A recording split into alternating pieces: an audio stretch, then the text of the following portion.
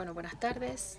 Me gustaría agradecer a los organizadores por la invitación a compartir nuestro trabajo frente a esta importante audiencia. Para comenzar esta presentación, me gustaría decir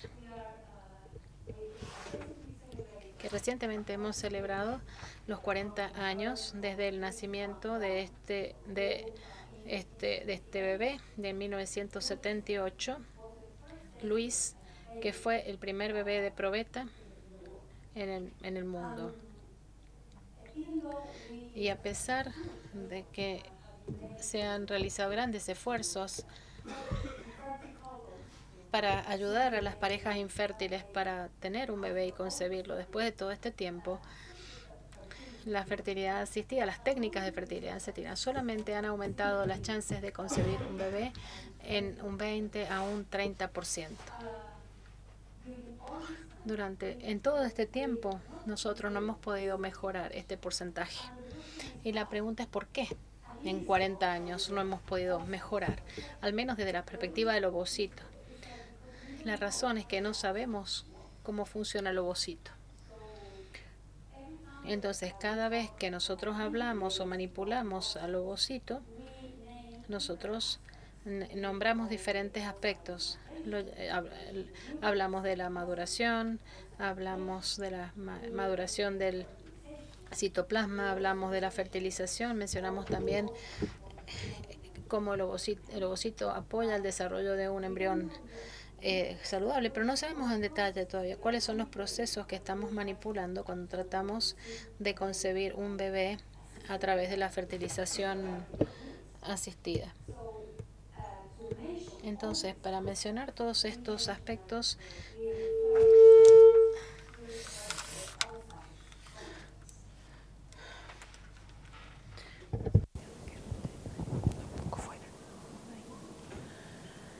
So our lab is interested in dilucidate some. El laboratorio está interesado en dilucidar algunos de estos aspectos, por ejemplo, la maduración del ovocito, la fertilización, el desarrollo del embrión. Y en esta charla yo voy a hablar acerca de dos temas. Cómo se fertiliza el ovocito. Esta imagen nos está mostrando un ovocito humano y vemos espermatozoides, muchos espermatozoides alrededor. Para poder lograr un embrión saludable, solamente un espermatozoide tiene que fusionarse con un óvulo. Si tenemos más de eso, tenemos polispermia. Y entonces, ¿cuál es el mecanismo que utiliza el ovocito para evitar la polispermia? Este mecanismo se llama exocitosis de gránulo cortical o reacción cortical.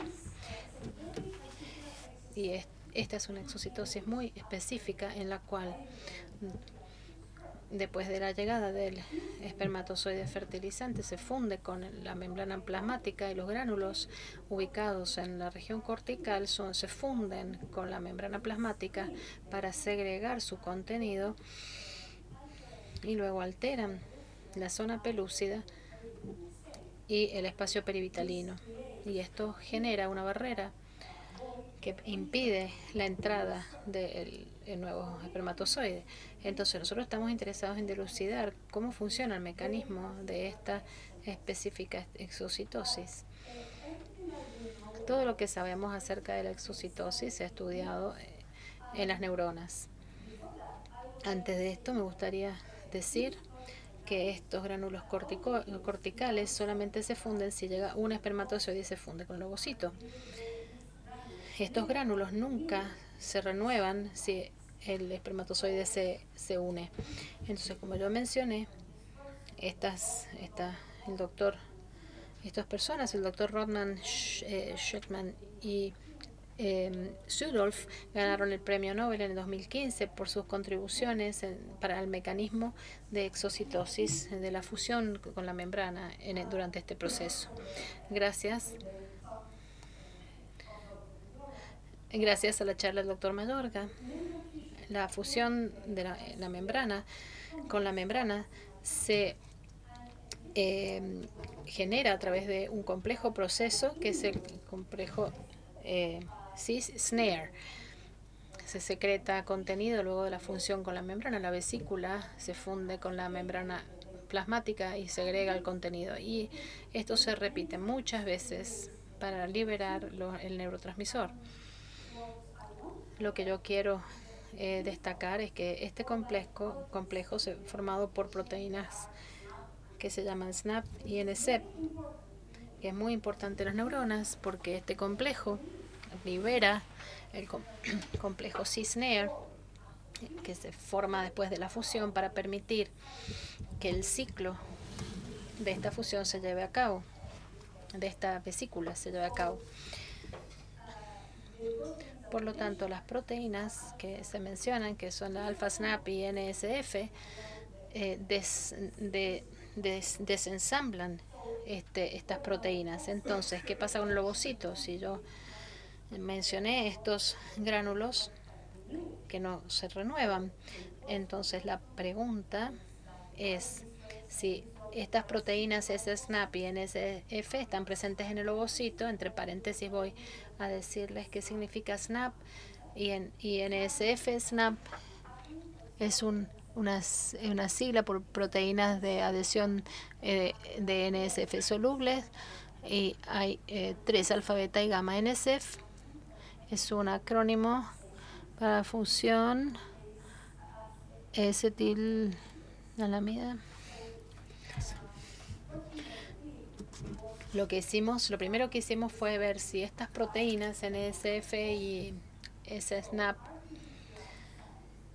entonces se nos muestra que la alfa, la gamma y NSF están presentes en el ovocito de ratón. Cuando hicimos un experimento para ver cómo era la expresión de la proteína, encontramos que para todas estas proteínas, alfa, gamma y NSF, la expresión de la proteína analizada a través de diferentes etapas, ovocitos inmaduros, maduros y ovocitos activados, no cambiaban. Entonces nosotros estudiamos la localización de estas proteínas en los ovocitos de modelo de ratón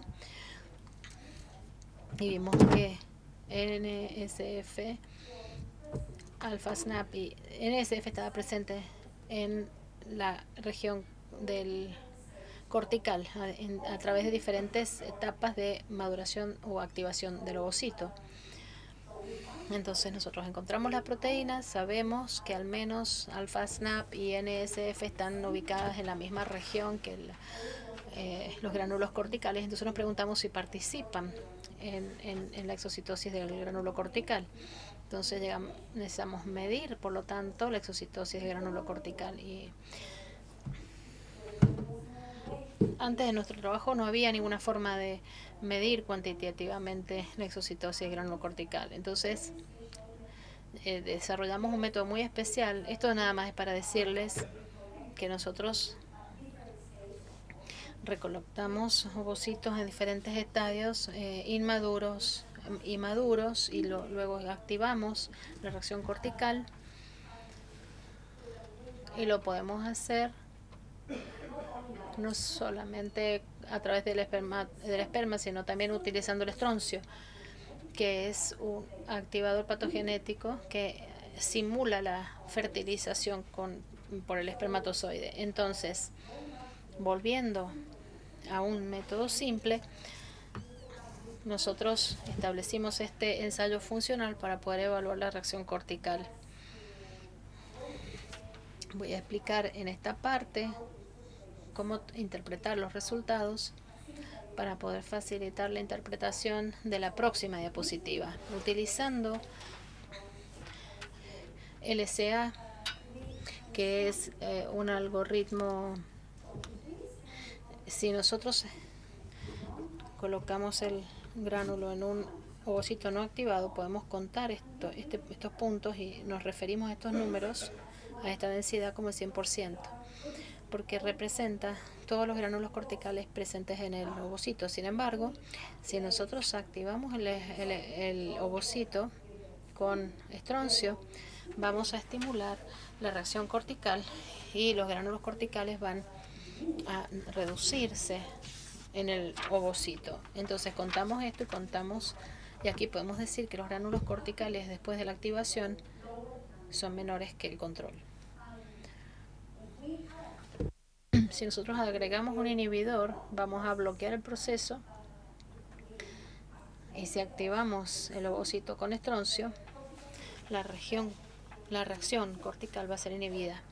Entonces, así es como vamos a interpretar el próximo experimento. Lo que hicimos fue lo siguiente. Ahora recolectamos el ovocito y microinyectamos diferentes regiones que pueden bloquear la proteína que estamos estudiando, y luego, utilizando el ensayo funcional, cuantificamos la reacción cortical.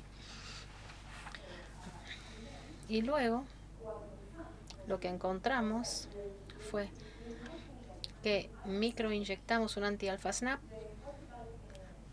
La reacción cortical, al hacer esto, se inhibió. En este caso, a la izquierda, pueden observar imágenes para cada una de las condiciones que analizamos. Este resultado dice que el alpha-SNAP se requiere para que exista una reacción cortical. De manera similar, microinyectamos anti-gamma-SNAP y en este caso no encontramos ninguna diferencia, lo que significa que gamma-SNAP no es requerida para la reacción cortical. Luego nos preguntamos si alpha-SNAP requiere la actividad NSF en este proceso. Para hacer esto, nosotros utilizamos 4 estrategias diferentes para poder bloquear la función de NSF o para comprender cómo sigue el proceso. En los resultados, cuando nosotros probamos un inhibidor de NSF, observamos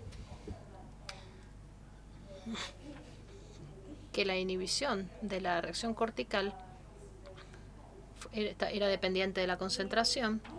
Cuando microinyectamos un alfa mutante que se une a NSF, que tiene una habilidad para estimular la actividad de la ATPasa, encontramos que la reacción cortical se inhibía. De igual manera, luego microinyectamos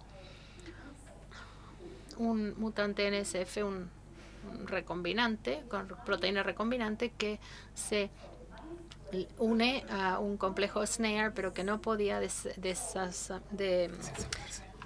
desensamblarse. Entonces la reacción cortical fue inhibida. Eso significa que la actividad de la ATPasa sobre NSF es requerida para la reacción cortical. Y finalmente microinyectamos un anti-NSF anticuerpo y encontramos que la reacción cortical fue inhibida. Significa que NSF se requiere para la exocitosis granulo cortical. Entonces, volviendo a la primera pregunta, si SNAPs y NSF están presentes en el ovocito aun cuando el experimento mostró que la respuesta es sí, pero nosotros proponemos un modelo en el que este complejo actúa en un paso de prefusión, no de posfusión. Como conclusión, nosotros podemos mencionar que el fracaso en los mecanismos moleculares de la reacción cortical lleva a la subfertilidad y a la infertilidad. Entonces, es importante estudiar este proceso para poder entender cómo funciona y si nosotros podemos diseñar nuevos métodos anticonceptivos. Entonces, vamos a hablar de la maduración en la segunda parte, la maduración del ovocito, que es un mecanismo muy complejo en el que tanto el citoplasma como el núcleo maduran y tiene que estar sincronizado, y que está muy bien sincronizado en realidad. Me gustaría mencionar que cada vez que un bebé nace de un ovocito madurado in vitro, es un nuevo trabajo, sale un nuevo trabajo científico o es un nuevo titular en un diario. Lo que no dicen es cuántas veces intentan esto. Nosotros nos preguntamos cómo es la reacción cortical en los ovocitos madurados in vitro. Y esto es lo que quiero mostrarles ahora. Nosotros no lo podemos ver muy bien esto, pero créanme que este es un ovocito inmaduro y los puntos rojos son los gránulos corticales durante la maduración de un ovocito inmaduro maduro. Estos gránulos corticales se traslocan a la región cortical. Esto significa que este ovocito está maduro. Y nosotros nos preguntamos cuál es la localización de los gránulos corticales en el material en un ovocito madurado in vitro. Aquí lo que encontramos es que los gránulos corticales en ovocitos madurados in vitro pueden traslocar la región cortical, pero forman límites irregulares o un borde irregular entre las regiones corticales y los gránulos corticales. Este es un ovocito normal de ratón, en donde podemos distinguir dos dominios, uno con gránulos corticales y el otro que no tiene gránulos corticales. En los ovocitos madurados in vitro se pueden traslocar, pero este límite, este borde, no es regular, es irregular. Por lo tanto, nos preguntamos si en estas condiciones, ¿qué pasa con la reacción cortical? Para poder estudiar esto, nosotros hicimos un estudio por imágenes de la exocitosis utilizando las mismas herramientas. Pudimos detectar la señal incubando el ovocito en la presencia de esta lactina. Y si este es el caso, si nosotros incubamos el ovocito en la presencia de galactina fluorescente, luego de la activación con estroncio, que simula el esperma, podemos ver el aumento en la intensidad de fluorescencia en el ovocito. Sin embargo, si nosotros no agregamos el activador de estroncio, podemos ver que la señal no cambia. Por lo tanto, al final nosotros tenemos este ovocito en una placa 3D. Entonces, aquí no vemos fluorescencia como en el control. Y acá podemos ver que la forma es un semicírculo que corresponde a la región del gránulo cortical. Entonces, para validar este método, también hicimos una fertilización in vitro de los ovocitos, como pueden ver aquí.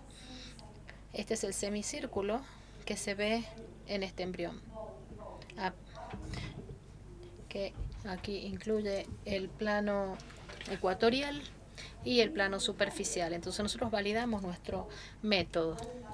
Volviendo a la pregunta, ¿cómo es la reacción cortical en material en un ovocito madurado in vitro? Esto es algo interesante, no para nosotros, para el experimento, porque mientras hacíamos este experimento encontramos otra forma de cuantificar la reacción cortical, porque observamos que los ovocitos, luego de la activación con estroncio, en la presencia de lectina, mostraban estos puntos que nosotros llamamos exudado, puntos de exudado, y también los pudimos cuantificar. Entonces ahora tenemos tres formas. Tenemos un ensayo funcional, luego tenemos la imagen en vivo de la reacción cortical para medirla, y también tenemos este método simplificado para cuantificar la reacción cortical en células fijas solamente. Entonces, volviendo a la pregunta, ¿cómo es la reacción cortical en los ovocitos madurados in vitro? La primera sorpresa fue ver que en los madurados in vitro no responden muy bien al estroncio. Solamente 10% de los ovocitos que nosotros probamos pudieron responder a la activación con estroncio. Entonces no funcionan bien. Luego, solamente para los que pudieron responder, analizamos cuál fue el tiempo de inicio de la reacción cortical. Entonces lo que encontramos fue que para los ovocitos. El tiempo era 15 minutos después de agregar el activador. 15 minutos más tarde, la reacción cortical se llevaba a cabo. Lo podemos ver aquí entre estas dos imágenes, la primera y la segunda. Sin embargo, para el ovocito madurado in vitro, la reacción cortical comenzaba más tarde, alrededor de 30 a 35 minutos, como lo muestran estas imágenes. Luego analizamos utilizando la potencia de la fluorescencia, utilizamos la cinética de la reacción cortical para ambas condiciones, in vivo, para un ovocito madurado in vivo y in vitro. Y nosotros encontramos que en los ovocitos ovulados o in vivo, la respuesta es rápida y sincronizada. Sin embargo, en el ovocito madurado in vitro, la respuesta es más tardía y es asincrónica, mostrando que la maduración in vitro no está apoyando la reacción cortical, al menos en estos dos medios que probamos. Para concluir, para esta última parte, nosotros decimos que las imágenes en vivo de la reacción cortical revela que los ovocitos madurados in vitro no son completamente competentes para secretar su contenido. Y además, nosotros proponemos este análisis de imágenes en vivos de los gránulos como una prueba biológica. No tenemos ninguna prueba biológica para ver cuál es la competencia del ovocito. Entonces estamos proponiendo este método como una prueba biológica para evaluar la competencia de un ovocito madurado in vitro. Finalmente, estos hallazgos nos invitan a revisar todos los resultados y conclusiones de la literatura obtenida a través de los ovocitos madurados in vitro, porque no deberían ser extrapolados a los ovocitos in vivo. Finalmente, me gustaría agradecer a las personas que hicieron posible este experimento, la doctora De Paola, que trabaja en SNAP y en NSF, y la doctora Andrea Capa, que trabajó con las imágenes en vivos de la reacción cortical. Bueno, muchas gracias por su atención.